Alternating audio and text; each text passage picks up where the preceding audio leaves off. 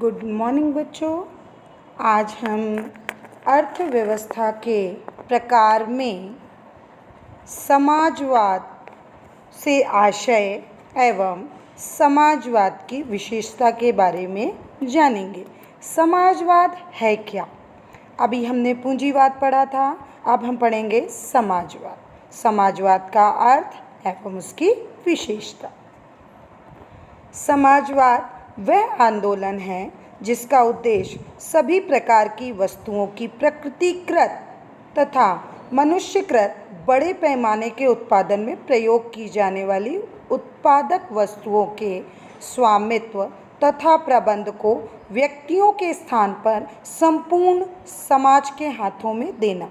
पूंजीवाद व्यक्तिगत था और जो समाजवाद है उसमें जो भी अपन उत्पादन करेंगे, जो भी उत्पादक वस्तु हैं उसका स्वामित्व व्यक्ति को ना होकर किसको होगा?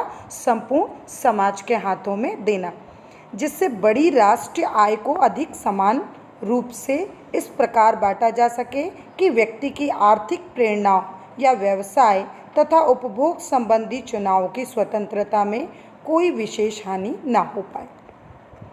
यानी जो भी राष्ट्रीय आय से जो भी अधिक समान रूप से बांटा जाना, यानी सभी को समान रूप से बांटा जाना, सभी इस तरह इसमें कोई भी ऐसा नहीं कि किसी पर्सनल एक व्यक्ति को देना, ये संपूर्ण समाज पर लागू होगा। इसलिए इसको क्या बोला जाता है? समाजवाद अर्थव्यवस्था कहा जाता है। समाजवाद के अंतर्गत उत्पादन के साधनों का समाजीकरण, आय का समान वितरण तथा व्यक्तियों की कुछ सीमा तक आधारभूत स्वतंत्रताएं भी पाई जाती हैं। यानी समाजीकरण किया जाता है और जो भी आय होती है उसका समान वितरण समाज में व्यक्तियों को किया जाए। इसकी विशेषता क्या है? देखें, उत्पादन के साधनों का सामाजिक स्वामित्व। पूंजीवाद में हमने व्यक्तिगत स्वामित्व पढ़ा था और इसमें क्या है? सामाजिक स्वामित्व। समाजवाद की सबसे प्रमुख विशेषता उत्पादन के साधनों पर समाज का स्वामित्व होना है। अतः समाजवाद में उत्पादन के साधनों का प्रयोग निजी लाभ के लिए न किया जाकर सामाजिक उद्देश्य के लिए किया जाता है। व्यक्तिगत में, पूंजीवाद में हमने व्यक्तिगत रूप से किया था और समाजवाद में निजी ना होकर पूरे समाज के लिए किया जाता है इसका उत्पादन।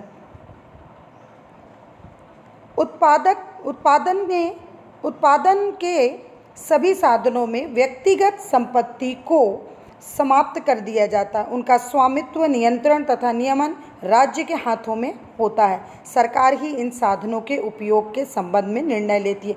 यानी जो व्यक्तिगत होता है वो सारे चीज़ें ना होकर सामाजिक होती है और इनका जो भी नियंत्रण होता है संपत्तियों का वो किस पर होता है? सरकार पर होता है। सामाजिक जितने भी नियंत्रण होंगे वो किस पर होंगे? राज्य के हाथों में होंगे और सरकार ही इन साधनों का क्या करेगी? उपयोग एवं इसमें निर्णय करेगी। उपयोग के संबंध में जो भी निर्णय होगा वो कौन करेगी? राज्य सरकार ही करेगी। उत्पादन व वितरण सरकार द्वारा। उत्पादन किन वस्तुओं का किया जाएगा, उत्पादन का ढंग क्या होगा, उत्पादन किन लोगों के लिए किया जाएगा आदि संबंधों में निर्णय समाजवाद के अंतर्गत सरकार ही लेती है। सरकार इस संबंध में नियोजन सत्ता ही की सहायता लेती है। नियोजन यानी प्री प्लानिंग, किसी भी कार्य को करने से पहले पूर्व में योजना बनाना नियोजन कहलाता है। सरकार पूर्व में योजना बनाती है कि क्या करना है, कैसे करना है, किन वस्तुओं का उत्पादन किया जाएगा, उसका उत्पादन का ढंग क्या होगा, किस तरीके से उसका उत्पादन किया जाएगा और उत्पादन किन किन लोगों के लिए किया जाएगा, ये सब पहले ही योजना बनाकर आदि संबंधों में निर्णय समाजवाद के अंतर्गत कौन लेता है? सरकार लेती है। किसी भी प्रकार से व्यक्तिगत निर्णय नहीं होता, क्योंकि यहाँ पर बात संपूर्ण समाज की आती है। अगला है आर्थिक नियोजन। आर्थिक नियोजन समाजवादी अर्थव्यवस्था की एक प्रमुख विशेषता आर्थिक नियोजन का पाया जाना है। इस प्रकार अर्थव्यवस्था में आर्थिक नियोजन की भूमिका ठीक वही होती है जो कि पूंजीवाद में कीमत यंत्र की भूमिका। आर्थिक यानी अर्थ यानी पैसा, ठीक है। अर्थ यहाँ पर हम क्या पढ़ रहे हैं? पैसा। और नियोजन यानी प्लान। तो इस प्रकार से प्लानिंग करना ये किसके अंतर्गत आता है? इसकी भूमिका कौन निभाता है? अर्थव्यवस्था के आर्थिक नियोजन की भूमिका ठीक उसी प्रकार होती है जैसे हमने पूंजीवाद में क्या पढ़ा था, कीमत यंत्र, यानी किस वस्तु की कीमत कितनी रखी जाए ताकि उपभोक्ता उसको आसानी से क्रय कर सके और हमको हानि भी ना हो व्यापारी को। धन का अधिक समान वितरण। उत्पादन के साधनों पर सामाजिक स्वामित्व होने के कारण समाजवाद में धन का वितरण बहुत अधिक समान होता है। समाजवादी अर्थव्यवस्था में व्यक्तिगत आय का प्रमुख रूप मजदूरी होता है और व्यक्तियों की आय में जो कुछ असमानता होती है वह उनकी मजदूरी के दर में भिन्नता के फलस्वरूप होती है। यानी जो भी धन का वितरण होता है समाज में वो क्या होता है, कैसा होता है, बहुत अधिक समान होता है। समाजवादी अर्थव्यवस्था में यदि व्यक्तिगत आय पर प्रमुख मजदूरी होती है तो कुछ कारण होगा, इस कारण ही उनमें किसी न किसी रूप में असमानता आएगी। अब कैसे असमानता आती है, कोई अधिक काम कर रहा है, कोई कम कार्य कर रहा है, किसी का कार्य जोखिम भरा है, किसी का कार्य कम जोखिम भरा है, तो स्वाभाविक सी बात है कि इसमें जो मजदूरी होगी उसमें भी प्रभाव पड़ेगा, असमानता किसी न किसी रूप में आएगी। ठीक है, अगला है शोषण का अंत। समाजवाद में उत्पादन के साधनों तथा उत्पादन पर सरकार का स्वामित्व होता है जिसके कारण समाज पूंजीपति तथा श्रमिक वर्ग में विभाजित नहीं हो पाता। इसके अलावा उत्पादन भी सामाजिक हित में ही किया जाता है। श्रमिकों का शोषण नहीं हो पाता, उपभोक्ता को भी जीवन की सभी उपयोगी वस्तुएं प्राप्त हो जाती है।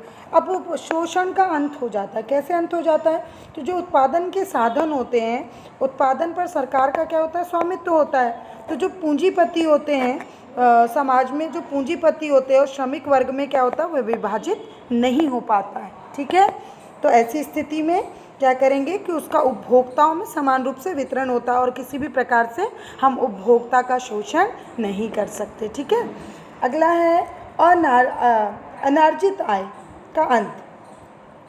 समाजवाद में प्रत्येक व्यक्ति को अपनी क्षमता के अनुसार कार्य करना होता है, उतना ही प्राप्त होता है जितनी की आवश्यकता होती है। इसमें किसी व्यक्ति को अनार्जित आय की प्राप्ति नहीं हो पाती। अनार्जित आय यानी अनावश्यक रूप से आय, जितनी उनको आवश्यकता है उतना ही उनके प्राप्त होगा। अनावश्यक रूप से अनार्जित आय उनको प्राप्त नहीं होगी क्योंकि समान रूप से समाज में वितरित होना है। प्रतिस्पर्धा का अभाव। समाजवाद में उत्पादन के साधनों पर सरकार का नियंत्रण होने के कारण प्रतिस्पर्धा का अभाव पाया जाता है, क्योंकि प्रतिस्पर्धा केवल तभी पाई जाती है जबकि निजी लाभ की भावना पाई जाती है। यानी प्रतिस्पर्धा का अभाव, जब समान रूप से वितरण होगा तो प्रतिस्पर्धा किस बात की, कंपटीशन किस बात का, जब निजी लाभ, पर्सनल एक व्यक्तिगत रूप से अगर कोई लाभ की बात आती है तो वहाँ पर हम प्रतिस्पर्धा कर सकते हैं, लेकिन जब समाज की बात आती है तो वहाँ पर हम प्रतिस्पर्धा नहीं कर सकते क्योंकि इसका पूरा इसमें पूरा हस्तक्षेप किसका होता है, समाज का होता है, सरकार का होता है, राज्य सरकार का होता है, केंद्रीय सरकार का होता है। तो इसमें जो भी निर्णय लिए जाएंगे वो सरकार के हित में होंगे, तो सरकार जो निर्णय लेगी उसका पालन करना पड़ेगा और जिस व्यक्ति के कार्य को जिस रूप में किया जाना है तो उसको उसी रूप में वेतन भी दिया जाएगा, उसकी मजदूरी दी जाएगी। उस प्रकार से कंपटीशन की यहाँ पर कोई बात आती नहीं है क्योंकि यहाँ पर निजी लाभ की कोई भी भावना पाई ही नहीं जाती है। ठीक है, इस प्रकार से हमारा ये समाजवाद का अर्थ एवं विशेषता कंप्लीट होती है और आप इसको कॉपी में लिखेंगे। Thank you.